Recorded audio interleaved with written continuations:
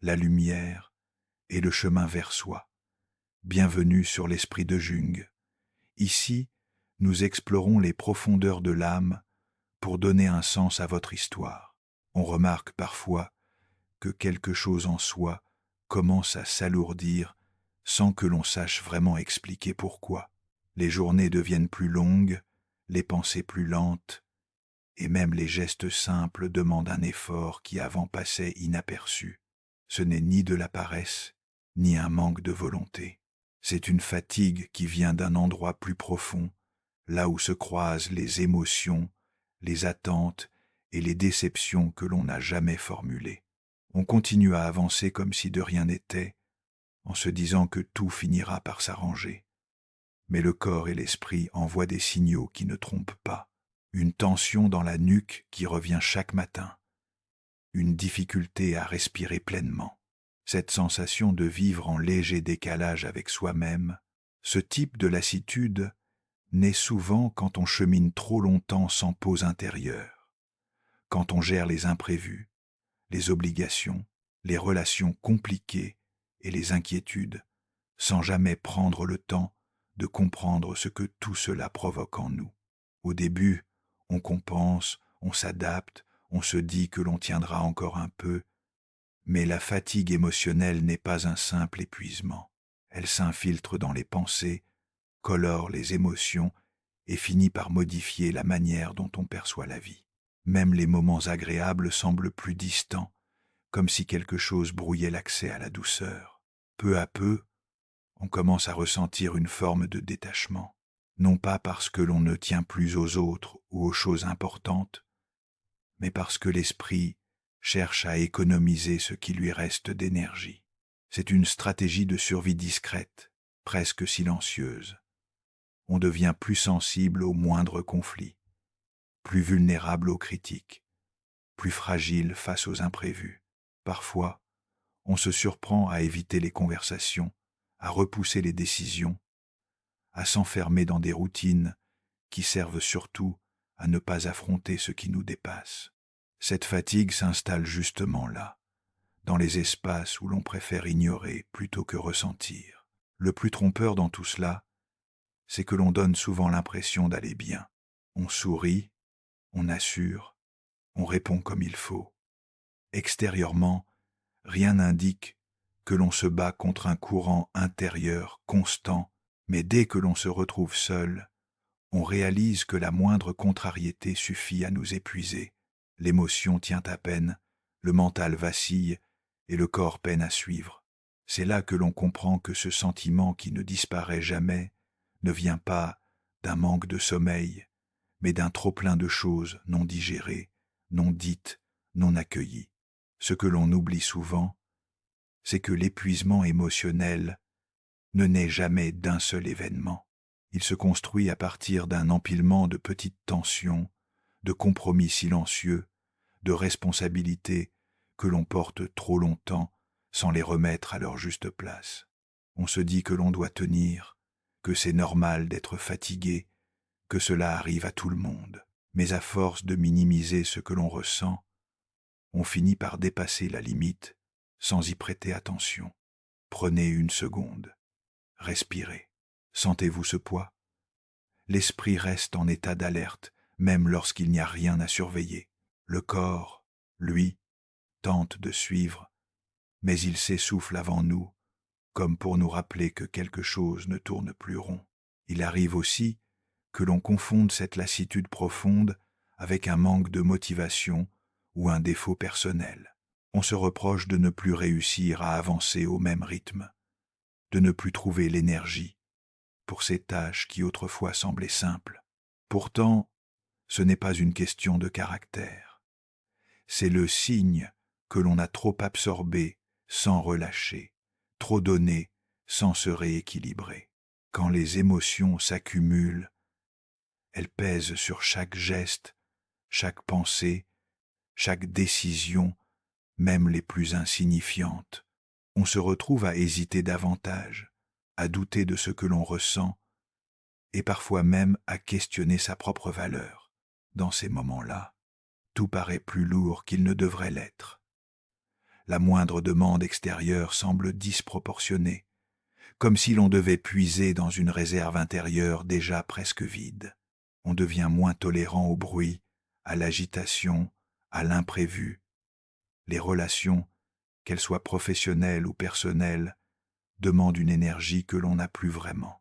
Il ne s'agit pas d'un désintérêt envers les autres, mais d'une difficulté réelle à se rendre disponible lorsque l'on peine déjà à se tenir debout intérieurement.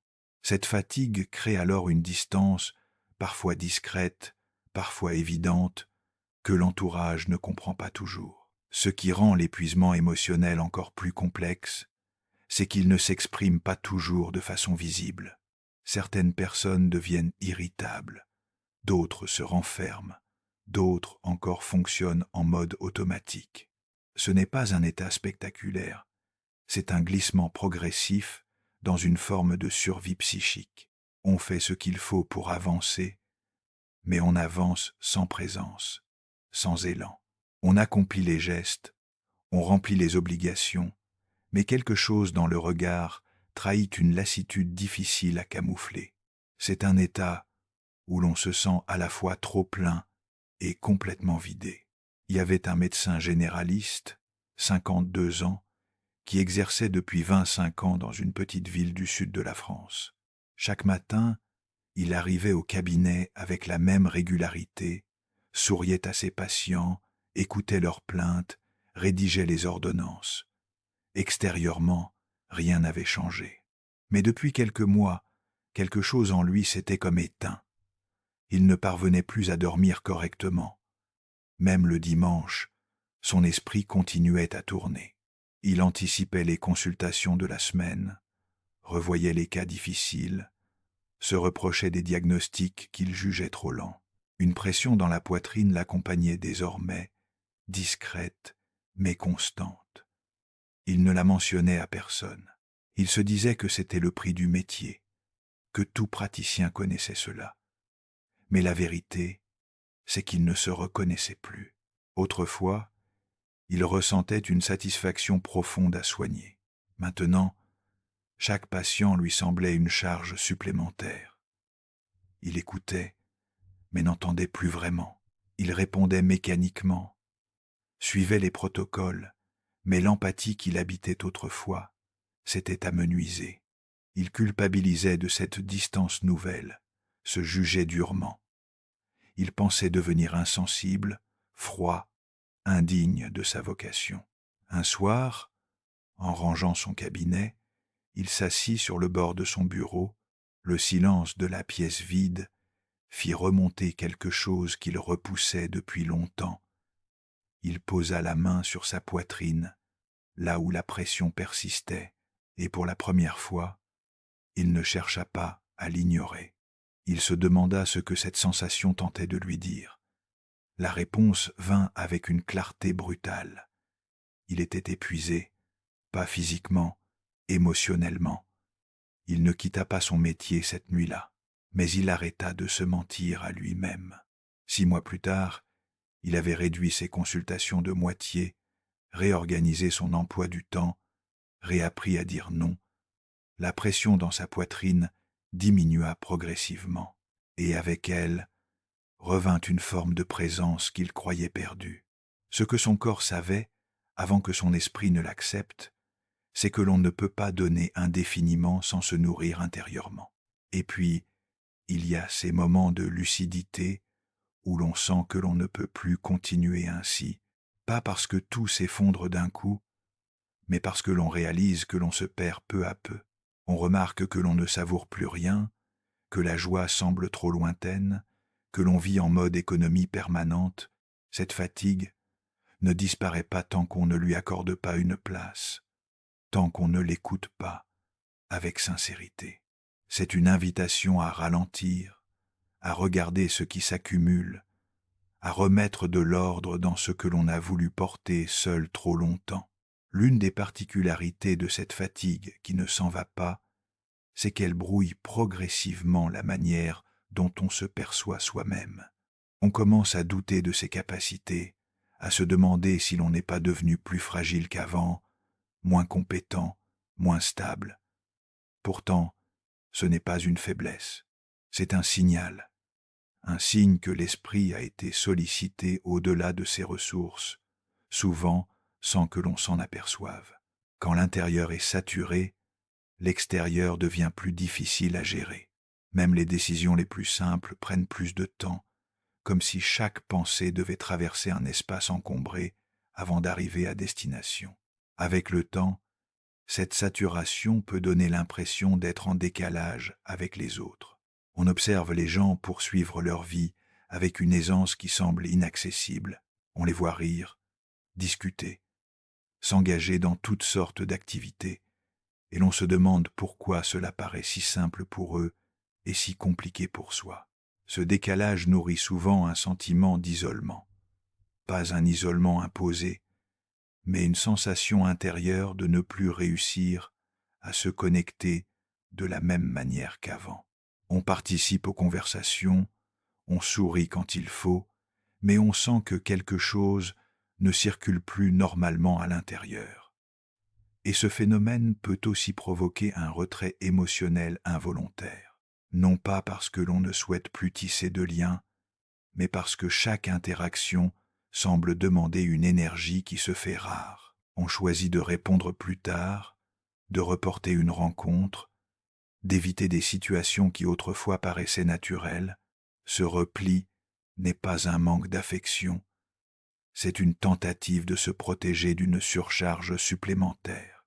L'épuisement émotionnel pousse souvent à réduire tout ce qui semble ajouter du bruit intérieur, même si ce bruit vient de personnes que l'on apprécie profondément. Paradoxalement, c'est souvent dans ces périodes que l'on devient plus sensible. Un mot mal placé peut peser davantage qu'il ne le devrait. Une remarque anodine peut déclencher une agitation disproportionnée. L'esprit déjà fragilisé réagit plus intensément aux perturbations extérieures. Ce n'est pas de la susceptibilité gratuite, c'est le reflet d'un système émotionnel à bout de souffle qui tente de gérer avec le peu d'énergie disponible. On se surprend alors à vouloir silence, douceur, lenteur, comme si le monde extérieur était trop fort, trop rapide, trop exigeant. Jusqu'ici, nous avons exploré comment l'épuisement émotionnel s'installe discrètement, couche par couche, dans un silence intérieur que l'on préfère ignorer. Dans la vie réelle, cela se manifeste lorsque l'on continue de sourire en public tout en se sentant complètement vidé dès que l'on se retrouve seul. Mais il y a quelque chose dont nous n'avons pas encore parlé. Que se passe-t-il lorsque l'on commence enfin à reconnaître cette fatigue pour ce qu'elle est vraiment? Et pourtant, au milieu de ce tourbillon discret, il arrive que l'on ressente un besoin très profond de comprendre ce qui se passe réellement, pas pour trouver une solution immédiate, mais pour mettre des mots sur ce qui semblait diffus. Et reconnaître ce type de fatigue demande une forme d'honnêteté avec soi-même parfois plus difficile qu'on ne l'imagine. Cela signifie admettre que l'on est allé trop loin, que l'on a demandé à son esprit de supporter plus qu'il ne pouvait. Mais ce geste, aussi simple qu'il paraisse, marque souvent le début d'un apaisement, car on ne peut soulager ce que l'on refuse de voir. Lorsqu'on commence enfin à observer cette fatigue avec un peu plus de lucidité, on découvre qu'elle ne provient pas seulement des événements extérieurs, mais aussi de la manière dont on s'est traité pendant tout ce temps. On réalise que l'on a demandé à son esprit d'être solide sans interruption, de rester clair même au milieu du chaos, d'être patient quand tout autour manquait de douceur. Cette pression intérieure, souvent silencieuse, finit par créer un écart entre ce que l'on vit réellement et l'image que l'on tente de préserver. Cet écart devient une source d'épuisement supplémentaire parce qu'il demande de jouer un rôle alors que l'on aurait surtout besoin de s'accorder un moment de vérité. On remarque alors que l'on a accumulé trop de responsabilités invisibles, celles que personne ne voit, mais que l'on porte par habitude ou par nécessité. Être celui qui rassure, celui qui organise, celui qui tient les choses ensemble, celui qui absorbe les tensions pour éviter les conflits. Cette posture répétée use l'esprit plus que n'importe quelle tâche concrète, parce qu'elle oblige à rester en vigilance constante. Même lorsque le corps se repose, la tête continue de tourner, d'anticiper, de s'inquiéter. C'est là que la fatigue émotionnelle se renforce, dans cette impossibilité à se détendre complètement. Il y a aussi les attentes que l'on nourrit envers soi-même. On voudrait être fort, stable, cohérent, disponible, sans jamais faiblir. On voudrait continuer à avancer, comme si ralentir signifiait échouer. Mais l'esprit n'est pas une machine. Et lorsque l'on refuse d'entendre ces signaux, il finit par s'exprimer autrement. Il nous rend plus lents, plus dispersés, parfois plus anxieux. Il modifie notre rapport au temps, aux relations et même à la perception de soi. Cette fatigue n'est pas un caprice, c'est une réaction naturelle d'un système saturé qui ne parvient plus à filtrer ce qui lui arrive. Tout de suite, faites une pause dans votre écoute. Placez votre main sur votre ventre. Inspirez lentement en comptant jusqu'à 3. Retenez votre souffle, puis expirez tout aussi lentement. Pensez maintenant à une responsabilité que vous portez seul depuis trop longtemps. Laissez cette question descendre dans votre corps sans chercher à y répondre immédiatement. N'analysez pas. Observez simplement ce qui se passe. Une contraction, une chaleur, un relâchement. Cette sensation est une information, pas un jugement. 3 respirations de plus, lentes et profondes. Quand vous vous sentez prêt, revenez à cet instant. À ce stade, beaucoup ressentent une perte de clarté intérieure. Non pas une confusion totale, mais une brume légère qui enveloppe tout. On sait ce qu'il faudrait faire, mais on n'arrive plus à passer à l'action. On perçoit ce qui nous pèse, mais on n'a plus l'élan pour s'en libérer. Cette forme de stagnation crée un sentiment d'impuissance qui alourdit encore plus l'esprit. Pourtant, cette stagnation n'est pas un blocage définitif. C'est souvent une pause imposée par le corps et l'esprit pour empêcher que l'on s'enfonce davantage. Et puis, il y a ce moment particulier où l'on comprend que continuer de la même manière ne mènera nulle part. Ce n'est pas un déclic spectaculaire, c'est un constat calme. On sent qu'il faut changer quelque chose, même si on ne sait pas encore quoi. On perçoit que cette fatigue ne se dissipera pas tant qu'on n'aura pas réappris à prendre soin de soi autrement. Ce moment est essentiel, car il marque la première fissure dans le mur de résistance que l'on avait construit. C'est là que l'esprit commence lentement à chercher un chemin vers l'apaisement. C'est souvent à partir de cette prise de conscience que l'on commence à explorer ce qui, intérieurement, demande réellement de l'attention. On se rend compte que l'épuisement émotionnel ne disparaît pas en se forçant à faire plus, ni en essayant de retrouver coûte que coûte l'énergie que l'on avait autrefois. Au contraire, plus on lutte, plus on s'enfonce. Ce qui apaise, ce n'est pas l'effort, mais la reconnaissance. Regardez en face ce qui fait mal, ce qui pèse, ce que l'on a accumulé en silence. Ce geste, pourtant simple, demande beaucoup de courage, car il oblige à reconnaître les limites que l'on s'est longtemps refusé d'avoir. Il y avait une enseignante, 48 ans, qui dirigeait un lycée dans une banlieue difficile. Depuis 15 ans, elle se levait chaque jour avec la même conviction, celle de faire une différence. Elle connaissait chaque élève par son prénom, écoutait leurs problèmes, médiait les conflits, soutenait les familles en difficulté. Mais au fil des années, quelque chose s'était transformé en elle. Elle ne ressentait plus l'enthousiasme du début. Chaque rentrée scolaire devenait plus lourde. Chaque réunion la vidait un peu plus. Elle avait commencé à développer des migraines récurrentes, des tensions dans les épaules qui ne disparaissaient jamais vraiment.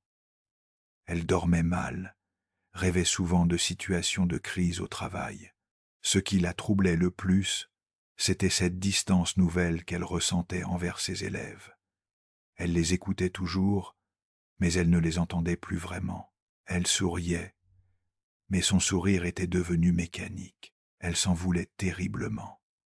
Elle se disait qu'elle trahissait sa vocation, qu'elle n'était plus à la hauteur. Un soir de mars, alors qu'elle corrigeait des copies dans son bureau vide, elle se mit à pleurer sans raison apparente. Les larmes coulaient sans qu'elle puisse les arrêter. Ce n'était pas de la tristesse, c'était de l'épuisement pur.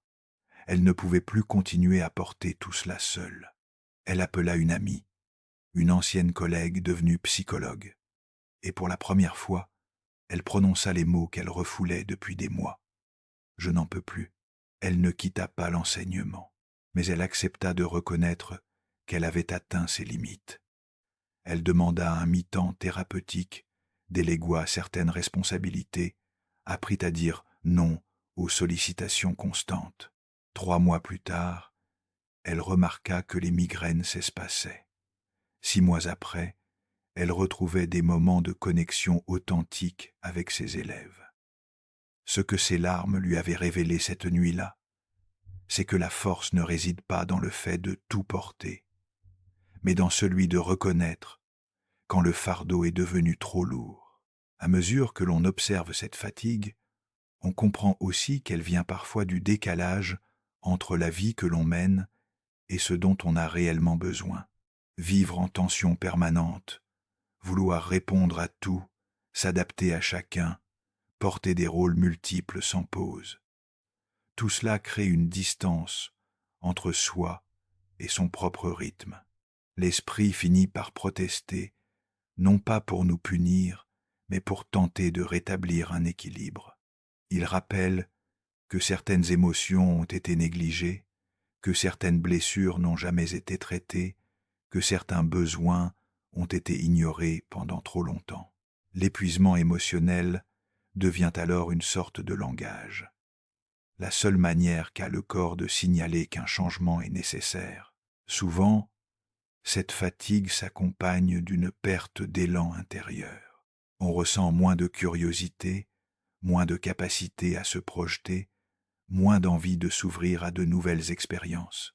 Ce n'est pas de l'indifférence, c'est une forme de protection. L'esprit essaie de se préserver en réduisant l'exposition à tout ce qui pourrait créer plus de surcharge.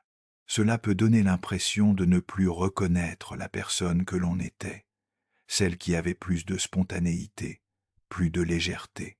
Mais cette phase n'est pas un effacement, c'est un ralentissement nécessaire, une manière de reprendre contact avec son intérieur sans être tiré dans toutes les directions. Quand avez-vous ressenti cela pour la dernière fois? Ne réfléchissez pas, souvenez-vous simplement du moment. Dans cette période, il devient essentiel d'accueillir ce que l'on ressent sans jugement. La fatigue émotionnelle s'amplifie lorsqu'on tente de la cacher ou de la banaliser. Reconnaître que l'on est à bout, que l'on n'arrive plus à assumer ce que l'on assumait avant, que l'on se sent saturé, ce n'est pas un aveu d'échec, c'est un geste de lucidité. Cela demande de la douceur, une douceur que l'on n'a pas toujours appris à s'accorder. Être attentif à soi ne consiste pas à chercher des solutions immédiates, mais à créer un espace où l'on peut enfin respirer sans pression. À partir de là, quelque chose commence à se transformer. La fatigue ne disparaît pas du jour au lendemain, mais elle cesse d'être un bloc immobile. Elle devient plus lisible, plus compréhensible. On s'aperçoit que certains poids ne nous appartiennent pas, que certaines tensions viennent de responsabilités assumées par habitude plutôt que par choix. On réalise que l'on a le droit de poser des limites, de dire non, de ralentir, de ne pas être toujours disponible.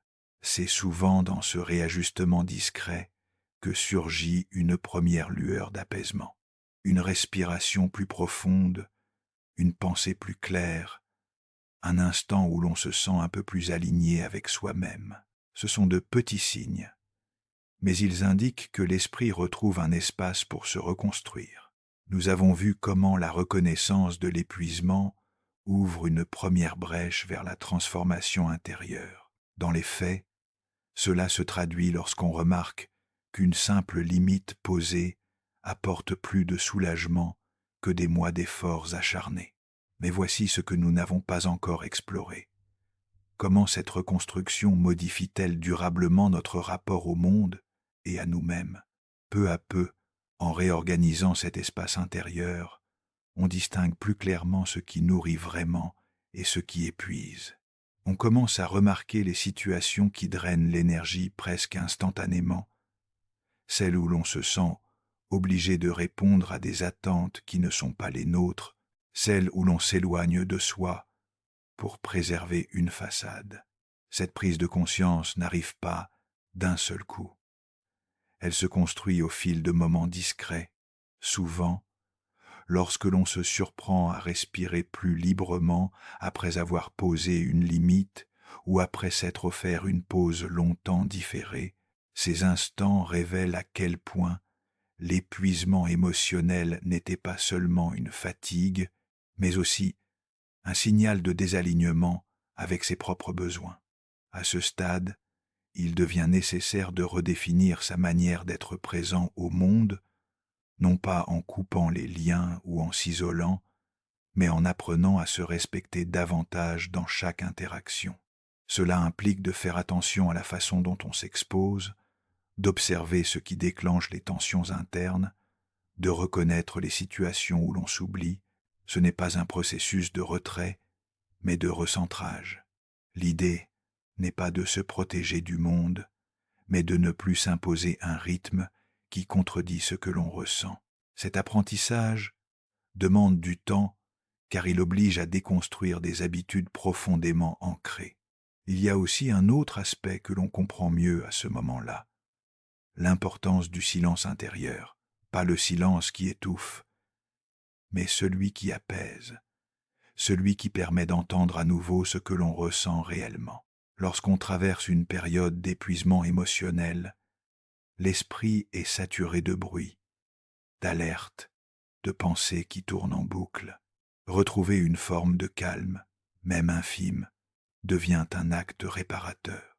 Parfois cela passe par des gestes simples, comme marcher sans objectif, respirer en conscience, rester quelques minutes sans sollicitation extérieure. Ces moments ne résolvent pas tout, mais ils offrent à l'esprit un espace pour se réguler.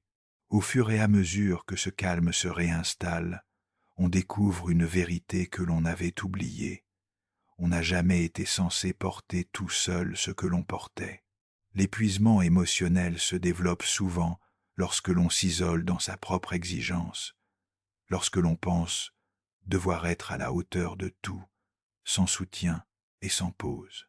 Reconnaître que l'on a le droit d'être vulnérable, que l'on peut demander de l'aide, que l'on n'est pas obligé d'être infaillible, c'est une étape essentielle.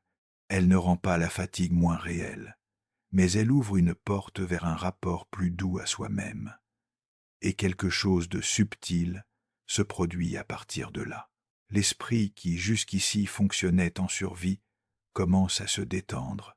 Les émotions deviennent moins envahissantes, le corps se sent un peu moins tendu, les pensées moins dispersées.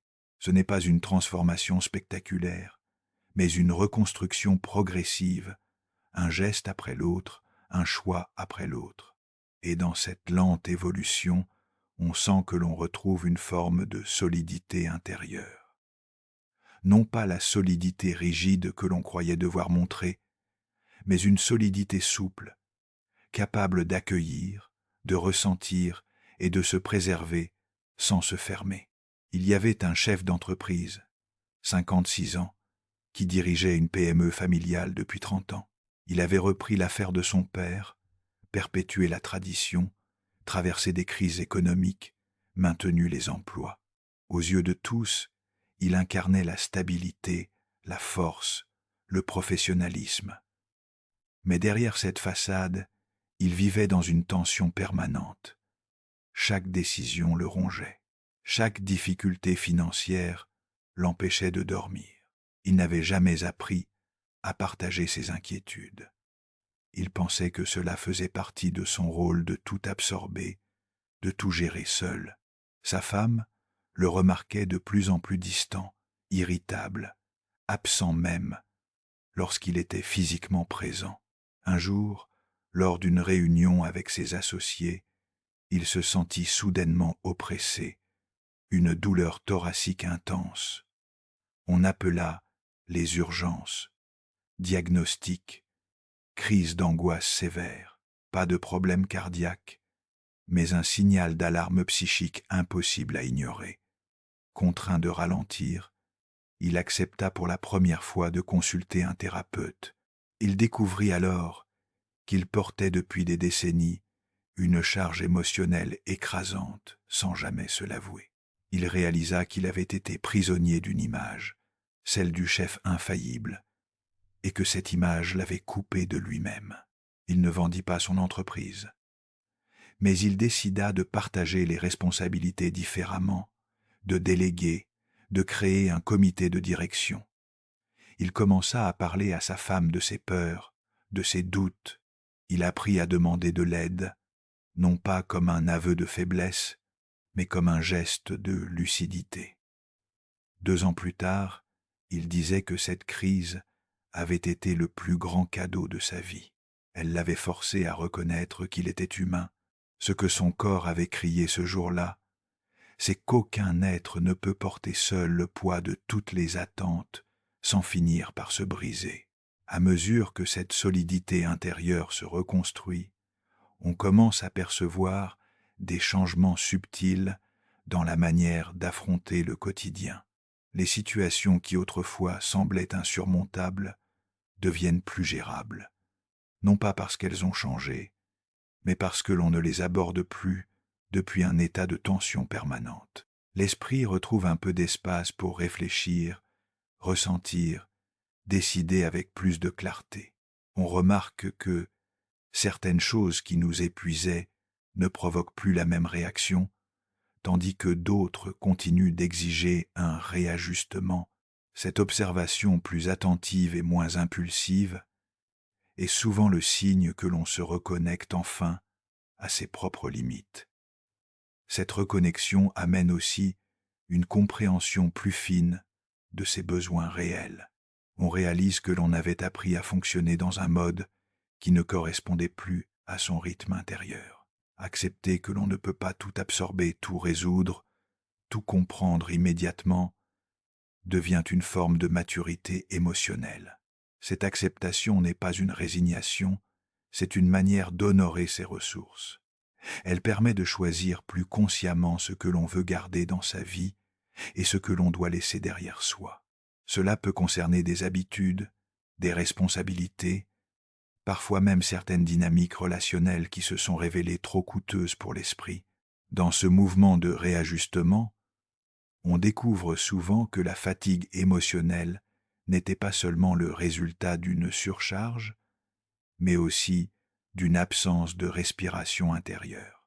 On vivait dans un enchaînement d'obligations, de pensées répétitives, de gestes automatiques, sans s'accorder de véritables pauses pour ressentir ce qui était juste pour soi.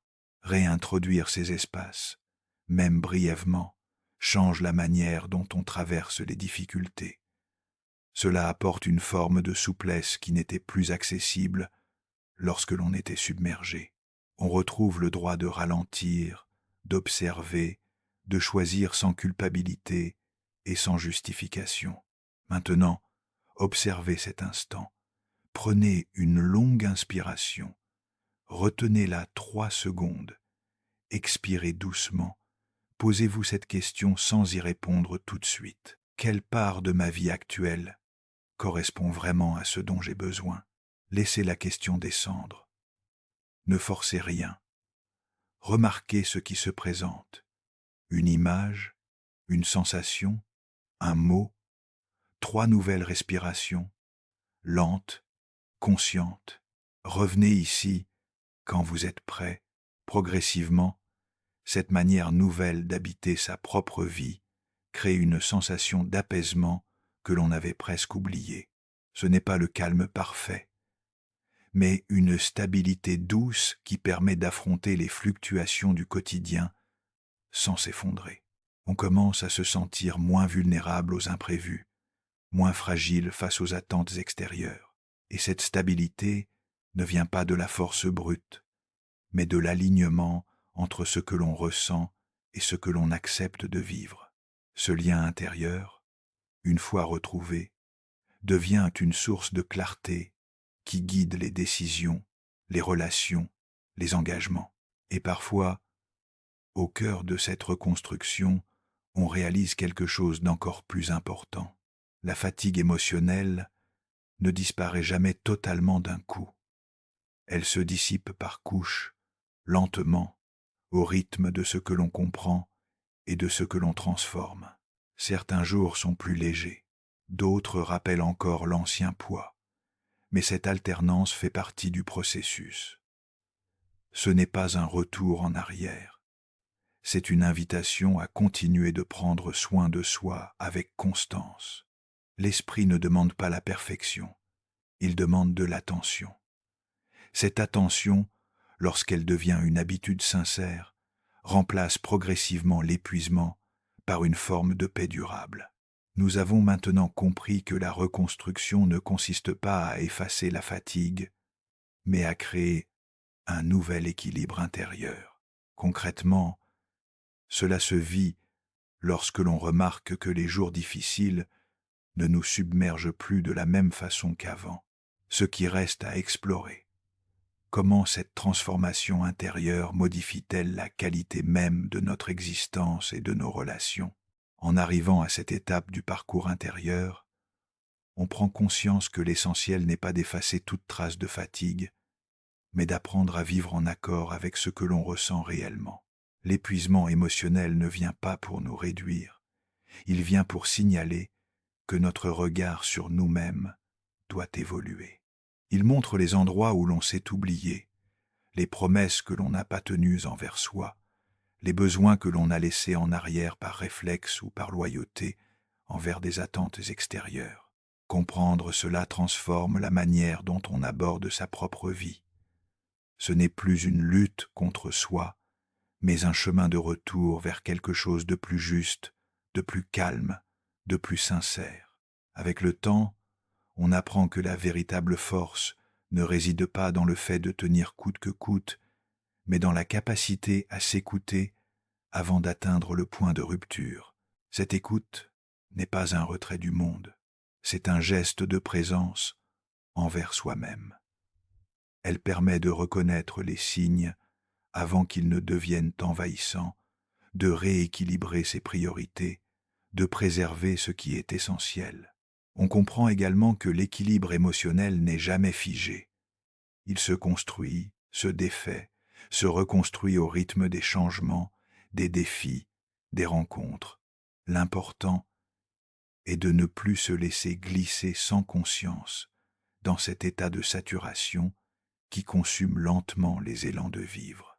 Dans ce processus, on découvre aussi que l'on devient plus attentif à la qualité des liens qui nous entourent. Les relations qui exigent une énergie disproportionnée deviennent plus visibles, tout comme celles qui apportent une présence apaisante. Cette clarté relationnelle n'est pas un tri radical, mais une prise de conscience. Elle permet de reconnaître les espaces où l'on peut être soi-même sans effort, ceux où l'on respire plus librement, ceux qui nourrissent plutôt qu'ils n'épuisent. Choisir ces espaces avec attention construit une forme de stabilité émotionnelle qui devient une ressource précieuse pour traverser les périodes plus difficiles. Et un jour, presque sans s'en rendre compte, on constate que la fatigue qui semblait interminable a perdu de son emprise. Elle n'a pas disparu du paysage, mais elle n'occupe plus tout, l'espace intérieur. Ce qui la remplace, c'est une compréhension plus fine de ses propres limites, une douceur dans la façon de se parler, une lucidité dans la manière de s'engager. On ne cherche plus à être infaillible, mais cohérent avec ce que l'on est. Cette cohérence offre une respiration nouvelle, une stabilité qui ne dépend pas des circonstances, mais de la relation que l'on a réapprise à entretenir avec soi-même. Au fond, la vraie transformation réside là, dans cette alliance discrète entre lucidité et bienveillance, entre présence et protection de soi. L'épuisement émotionnel devient alors une étape, non une identité, une transition qui conduit vers une manière plus honnête d'habiter sa propre vie. Et lorsque l'on traverse cette étape avec patience, avec respect pour son rythme, on découvre une forme de paix qui ne vient pas des autres, mais de cet alignement intérieur qui se reconstruit lentement. Cette paix continue d'exister même lorsque le monde redevient exigeant parce qu'elle repose sur une vérité intime. On n'a plus besoin de s'épuiser pour exister. On a simplement besoin d'être en accord avec soi. Portez votre lumière dans vos zones d'ombre. Merci d'avoir exploré l'esprit avec nous. À bientôt sur l'Esprit de Jung. Si ce voyage au cœur de l'esprit résonne en vous, abonnez-vous pour poursuivre cette exploration ensemble.